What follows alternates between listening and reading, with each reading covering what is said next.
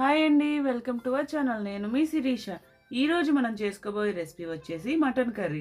ఇది మనకి రోటీలోకైనా రైస్లోకైనా పర్ఫెక్ట్ గ్రేవీగా ఎలా చేసుకోవాలో చూసేద్దాం. ముందుగా మనం తెచ్చుకున్న మటన్ని ఒక బౌల్లో వేసుకొని సాల్ట్ వాటర్తో 2 టైమ్స్ బాగా వాష్ చేసుకోవాలి. ఈ విధంగా వాష్ చేసుకుంటే మనకి మటన్ అనేది నీచు వాసన లేకుండా ఉంటుంది. అలా వాష్ చేసుకున్న మటన్ని వాటర్ లేకుండా స్ట్రెయిన్ చేసుకొని ఒక బౌల్లోకి ట్రాన్స్ఫర్ చేసుకోవాలి. ఇప్పుడు ఒక కడాయి పెట్టుకొని 2 టేబుల్ స్పూన్స్ ఆయిల్ వేసుకోవాలి. ఆయిల్ హీట్ అయిన తర్వాత 1 ఇంచు దాల్చిన చెక్క, 2 ఇలాచి, 3 లవంగాలు, 1 బిర్యానీ ఆకు వేసుకొని దోరగా వేయించుకోవాలి. అలా మసాలా ఐటమ్స్ అన్ని వేగిన తర్వాత మనం ముందుగానే కట్ చేసి పెట్టుకున్నటువంటి 3 పెద్ద సైజు ఉల్లిపాయలు వేసుకొని గోల్డెన్ బ్రౌన్ కలర్ వచ్చే వరకు వేయించుకోవాలి. అలా ఉల్లిపాయలు వేగుతున్న సమయంలో మనం ముందుగానే కట్ చేసి పెట్టుకున్నటువంటి 5 పచ్చిమిరపకాయలు కూడా వేసుకొని కలుపుకున్నాక 1 టేబుల్ స్పూన్ అల్లం వెల్లుల్లి పేస్ట్ వేసుకొని పచ్చివాసన పోయే వరకు వేయించుకోవాలి. అల్లం వెల్లుల్లి పేస్ట్ వేసుకున్న తర్వాత మనం ముందుగానే స్లైసెస్గా కట్ చేసి పెట్టుకున్నటువంటి 2 పెద్ద సైజు టమాటా ముక్కలను వేసుకొని ఒక 5 నిమిషాల పాటు టమాటా ముక్కలు మెత్తపడే వరకు తిప్పుకుంటూ మగ్గించుకోవాలి. అలా టమాటా ముక్కలు మెత్తపడ్డాక మనం ముందుగా శుభ్రంగా కడిగి పెట్టుకున్నటువంటి 1 కేజీ మటన్ వేసుకొని ఒక 5 నుండి 10 నిమిషాల పాటు మటన్లోని వాటర్ అంతా వచ్చే వరకు మూత పెట్టుకుని బాగా ఫ్రై చేసుకోవాలి.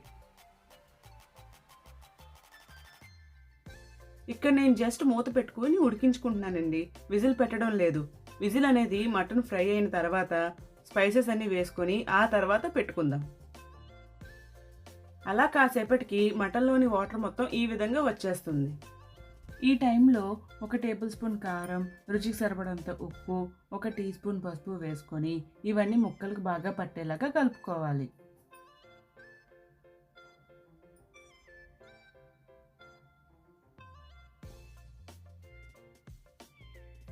ఆ తర్వాత మనం ముందుగానే గ్రైండ్ చేసి పెట్టుకున్నటువంటి జీడిపప్పు గసగసాల పేస్ట్ని వేసుకొని బాగా కలుపుకొని మూత పెట్టుకొని మరొక 5 నిమిషాల పాటు మగ్గించుకోవాలి.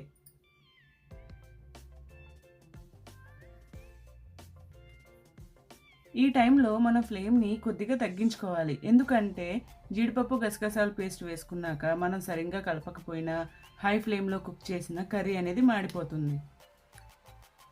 ఆ తర్వాత మన గ్రేవీ కన్సిస్టెంట్కి తగినట్టుగా 1 గ్లాస్ వాటర్ పోసుకొని బాగా కలుపుకున్నాక మూత పెట్టుకొని ఒక 5 విజిల్స్ వచ్చే వరకు ఉడికించుకోవాలి.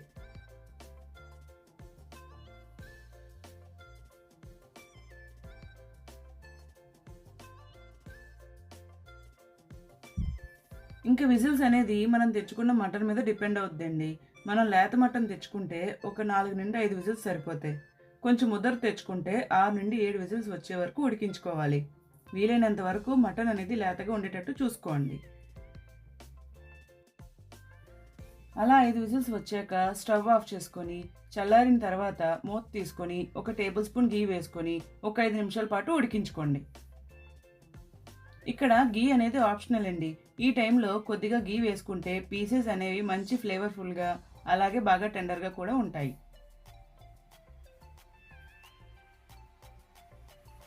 ఆ తర్వాత 1 teaspoon mutton masala powder వేసుకొని బాగా కలుపుకున్నాక కొద్దిగా కరివేపాకు లేదా కొత్తిమీర వేసుకొని బాగా కలుపుకున్నాక స్టవ్ ఆఫ్ చేసుకొని ఒక సర్వింగ్ బౌల్లోకి సర్వ్ చేసుకోవడమే. అంతేనండి, ఎంతో టేస్టీగా ఉండే మటన్ కర్రీ అనేది రెడీ.